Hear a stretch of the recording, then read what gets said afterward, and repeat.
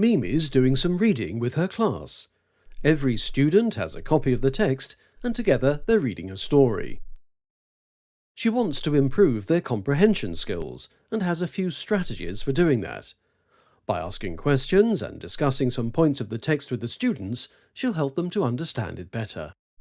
Let's listen to what she does before they start to read. All right, everyone, don't open your books yet. We're going to read a story about a family who takes a trip by sailboat. Who here has been in a boat? OK, Salou, have you? That's great. Can you tell us about it? It was last summer. Tell us more. Who did you go with and where was it? It was with my family. We went to visit my auntie. Her town is beside a lake. Was it a long boat trip? It was a whole day. We went around the lake to different villages and saw some other boats. It was really fun. Super. Do you remember what the boat was like? Was it big or small? And did it have a motor? It was pretty big, and the motor was really noisy. OK, Salou, thanks. That sounds like a good day. Now, can anyone tell me what a sailboat is? The story is about boats. So before reading, Mimi asks the students about their own experience. This gets them interested and thinking about the topic and ready to engage with the story. So they're not just looking at the individual words, but also trying to understand the overall meaning. This particular story is about sailboats, so she wants to check that everyone knows what a sailboat is. Pre-teaching important concepts will help students follow the story. Let's continue. Now she's reading with them, and she stops in the middle of the text to check their understanding. Let's stop for a moment and check the story. Maimu, can you remind us what has happened so far? The children went with their parents to the lake and got on a sailboat. They were going fast across the lake, but then the boat stopped. Good job. Why did it stop? Salou, can you tell us? There was no wind. A sailboat can't go if there is no wind. Exactly. Now, what do you think will happen next? Maimu, can you guess? Maybe they will swim. Maybe they will. Do you think that's a good idea? What would you do? Mimi interrupts the reading to make sure the students are following the story so far. Maimu explains it, and the others can check their own understanding.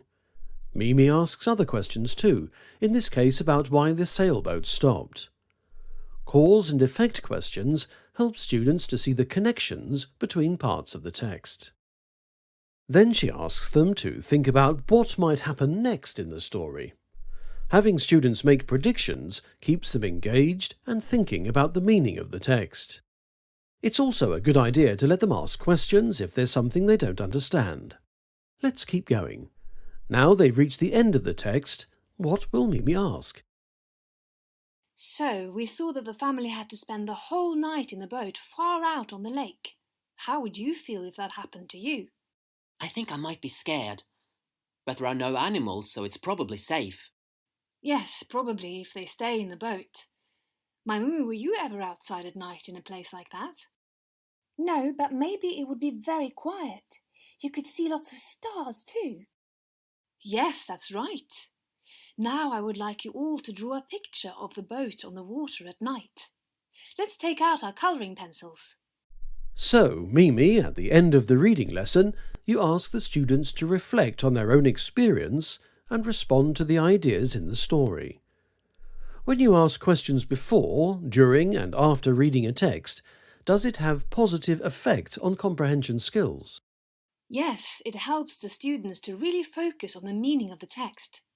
Before we read a story, I introduce the topic, try to get the students interested and explain any important ideas or new words.